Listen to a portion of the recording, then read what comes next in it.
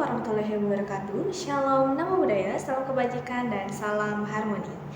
Baik, sebelumnya perkenalkan, nama saya Nilo Putu Aryasmini Dewi dengan NIM 2311011016, absen 9 dari kelas IKIBK semester 4. Pada kesempatan kali ini, saya akan mempraktikkan video dari LPLBK dengan 4 teknik, yaitu teknik inokulasi, restrukturisasi kognitif, talk stopping, dan teknik reframing, yang mana nanti akan dengan setting yang berbeda-beda, dimulai dari setting bimbingan klasikal, bimbingan kelompok, konseling kelompok, dan konseling individu.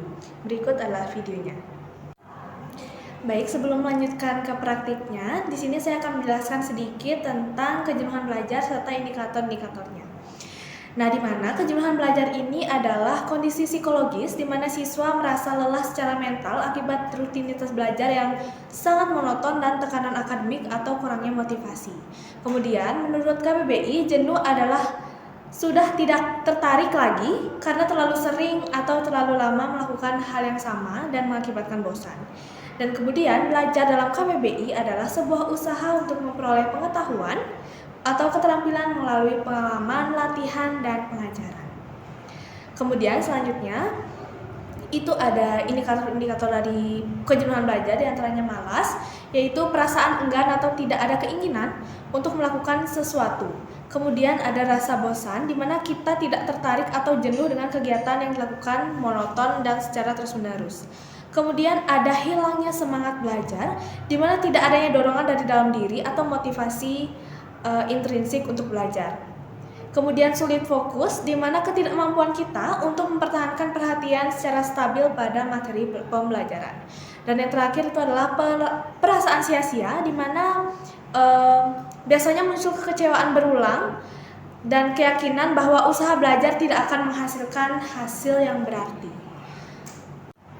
Kemudian dalam praktik ini itu menggunakan 4 setting, di mana dimulai dengan setting bimbingan klasikal, yang dimana bimbingan klasikal adalah pelayanan bimbingan yang diberikan kepada sejumlah peserta didik atau biasanya dalam satu kelas, dalam satu waktu secara langsung tatap muka dengan tujuan membantu pengembangan pribadi, sosial, belajar, dan karir mereka. Kemudian dilanjutkan dengan bimbingan kelompok, di mana bimbingan kelompok adalah layanan yang memungkinkan peserta didik membahas suatu topik tertentu secara kelompok dalam suasana terbimbing oleh guru BK ataupun konselor. Kemudian selanjutnya itu dilanjutkan dengan konseling kelompok, di mana konseling kelompok ini adalah layanan bantuan melalui proses terapeutik dalam kelompok kecil dari 6 hingga 10 orang yang difasilitasi oleh konselor untuk membantu anggota kelompok memahami dan mengatasi masalah pribadi, sosial, dan emosional secara mendalam. Dan kemudian yang terakhir itu adalah setting konseling individual, di mana konseling individual ini adalah layanan tatap muka secara langsung antara konselor dengan satu peserta didik untuk membahas masalah secara pribadi dan mendalam guna menemukan solusi yang tepat melalui hubungan profesional dan empatik. Baik, selamat pagi anak-anak. Selamat pagi, Bu. Baiklah, jadi pada pertemuan kali ini kita akan belajar beberapa materi. Nah, tapi sebelum itu, mari kita berdoa terlebih dahulu. Siapa yang akan memimpin doa? Saya, Ibu. Baik, silakan Dewi. Baik, sebelum pembacaan doa, saya buka dengan salam terlebih dahulu. Om Swastiastu, Assalamualaikum warahmatullahi wabarakatuh. Shalom, namo buddhaya, salam sejahtera bagi kita semua, dan salam harmoni. Salam harmoni. Baik, saya akan membacakan doa sebelum melakukan kegiatan belajar. Ya Tuhan, bukakanlah pintu ilmu untukku, mudahkanlah jalanku dalam menuntut ilmu, jauhkanlah aku dari rasa malas dan kebingungan, berikanlah aku kecerdasan, kesabaran, dan kemudahan dalam belajar. Amin. Baik, terima kasih Dewi. Oke, hari ini kita akan berdiskusi tentang pengalaman pribadi kalian saat merasa kesulitan atau jenuh dalam belajar.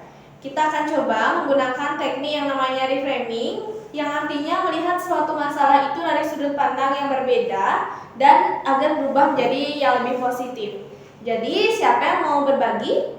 Saya, Bu. Oke, Rosa. Saya sering merasa gagal karena nilai ulangan saya jelek. Terus kadang saya mikir saya memang nggak pintar ya. Oke, terima kasih Rosa karena sudah mau berbagi. Nah, kalau boleh tahu, menurut kalian, teman-teman yang lainnya, apakah perasaan saya nggak pintar itu benar-benar fakta atau ada cara lain untuk melihatnya? Mungkin bukan nggak pintar, tapi belum belajar dengan metode yang cocok buat Rosa. Iya, mungkin nilai jelek itu tanda kita harus cari cara belajar yang berbeda. Oke, benar sekali Dewi dan juga Wiwin. Nah, ini contoh reframing dari saya nggak pintar menjadi saya belum menemukan cara belajar yang pas untuk saya.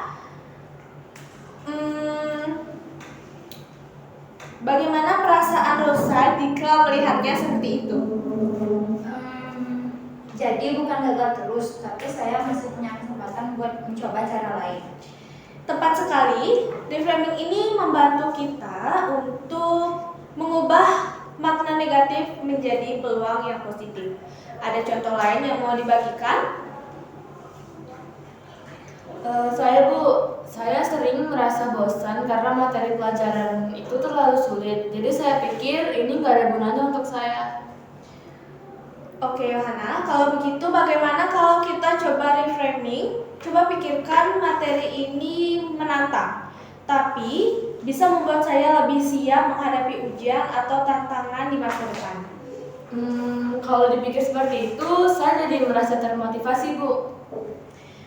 Wah, sangat luar biasa ya hari ini. Mulai sekarang, setiap kalian merasa berpikiran negatif, coba ingat teknik reframing ini. Coba ubah pikiran negatif kalian menjadi lebih positif dan juga lebih bermakna. Ini akan membuat kita tetap semangat, tidak mudah menyerah dalam menghadapi situasi apapun. Saya ucapkan terima kasih untuk pertemuan hari ini dan mari kita bertemu di pertemuan berikutnya. Baik Ibu, Terima kasih. Terima kasih, Ibu. Ya, terima kasih semuanya. Baik, karena sesi pelajaran sudah selesai, jadi mari kita tutup untuk pertemuan hari ini. Baik, saya akan membacakan doa. Ya Tuhan, aku bersyukur atas ilmu yang Kau berikan. Semoga ilmu ini bermanfaat bagi diriku dan orang lain. Jadikanlah aku termasuk hamba-Mu yang selalu mengamalkan ilmu dengan baik. Amin. Amin. Kita tutup dengan salam. Om Santi Santi Santi Om. Wassalamualaikum warahmatullahi wabarakatuh. Shalom, namo buddhaya, salam sejahtera dan salam harmoni.